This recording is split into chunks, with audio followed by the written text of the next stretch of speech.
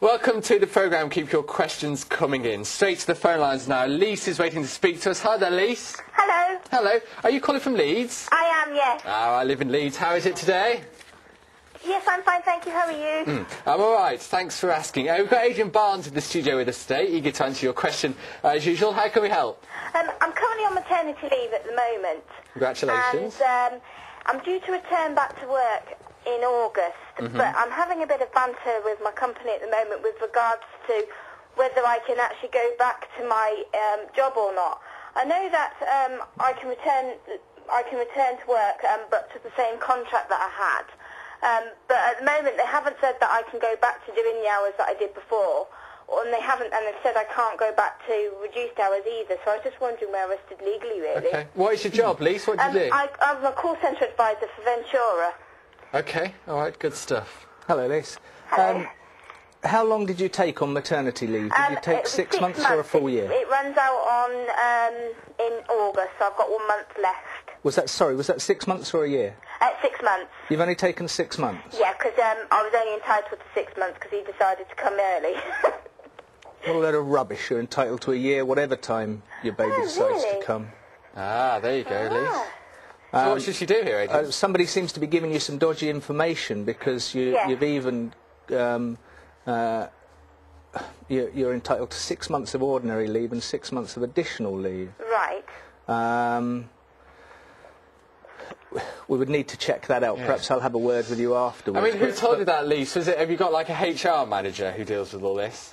Yes, I also went to a company called ACAS as well, which deal with like in what your rights are as an employee as well. And they said you're only entitled to 6 months? Yes.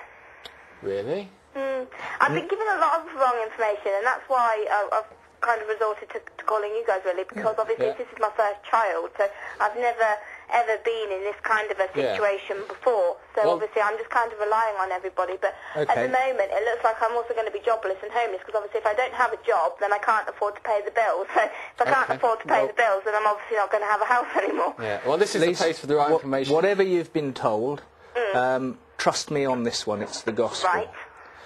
With having taken 6 months ordinary maternity leave, you are entitled to return to exactly the same job as you had before. Right.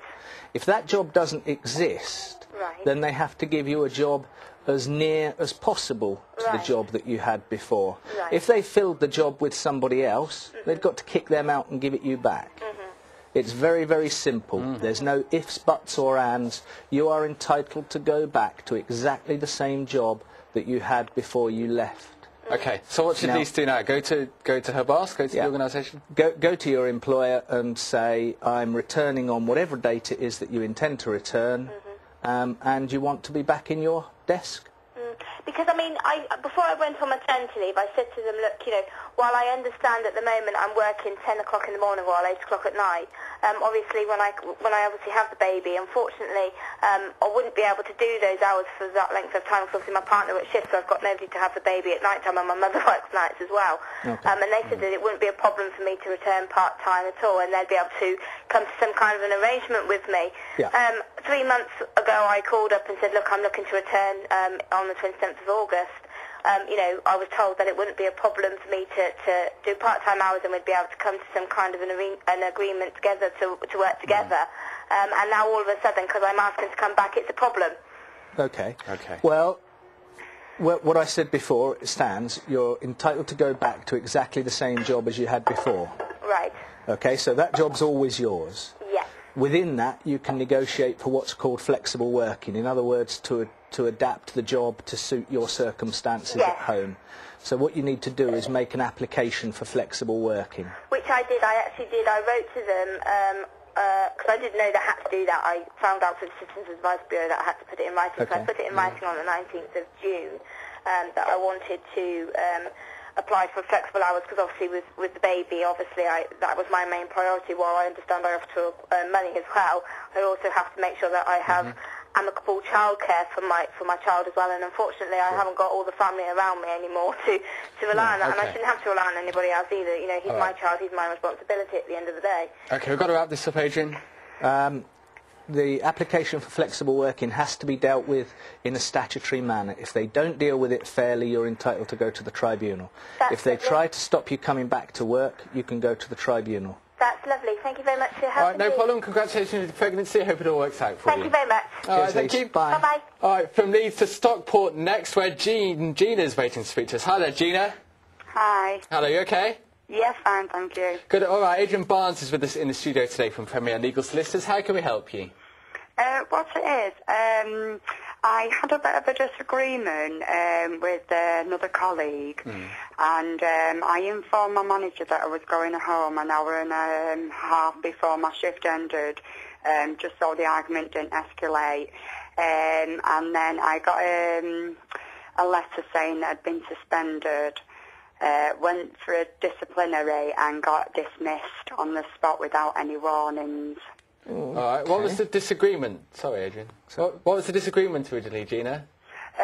What it was, it's a residential home, and we was actually giving lunch out at dinner time, and two other carers was, you know, talking to me, asking me for different meals, and I was just getting a bit confused, and I just basically asked them to talk to me at once, and one of the carers took it the wrong way and, like, just had a go at me, basically. Okay. How long had you worked there, Gina? Nearly 5 years. Nearly 5 years, okay. Then you've been treated appallingly. Right. Obviously, I've only heard one side of the story, so I don't know what the other side are going to say. But from what you've said, leaving work is hardly likely to be summary dismissal grounds, especially when you've told them you're leaving and the reason for the leaving is because you've been bullied. Yeah. So the thing to do is to put in an appeal and to state... Right, I've actually got an appeal this Thursday. Okay. Well, at that appeal, you've got to state how unfair it is, that they haven't listened to you. After 5 years' service, all you did was went home early, and you did that for the good of the company, so that you were helping them, so that the argument didn't escalate. You told your boss that you were leaving, so they weren't left in the lurch in any way. And I would have thought that was a fairly responsible attitude, and you need to go and put your case forward and explain why you did it. Yeah, see, there's another lady that works there. She's actually walked out 3 times and not even had a disciplinary for it. So I feel like I've been victimised as well. It does sound a bit strange, but suffice to say that I think that on what you've told me so far, you'd stand a very good chance at tribunal of winning a claim. I would. Yeah. Right. My partner actually works at the same place, and he's, you know, come to my disciplinary with me. Right. And he's actually coming with me on Thursday. But he's actually had a letter off the manager saying that he can go, but he can't take the day off work to go with me. What a load of nonsense. You know, he might get the sack as well. What a load of utter nonsense. Yeah. Yeah, contact a solicitor and get somebody to put these people straight, because that's absolute rubbish. They're duty-bound to allow you to take a colleague and to facilitate that colleague being able to go. Yeah. Okay, you've got a statutory right to that. Okay. Well, Gina, you've heard it there, very clear, very straight from Adrian. Clearly, lots gone wrong there, so I take it up with the solicitor. They'll be able to help you.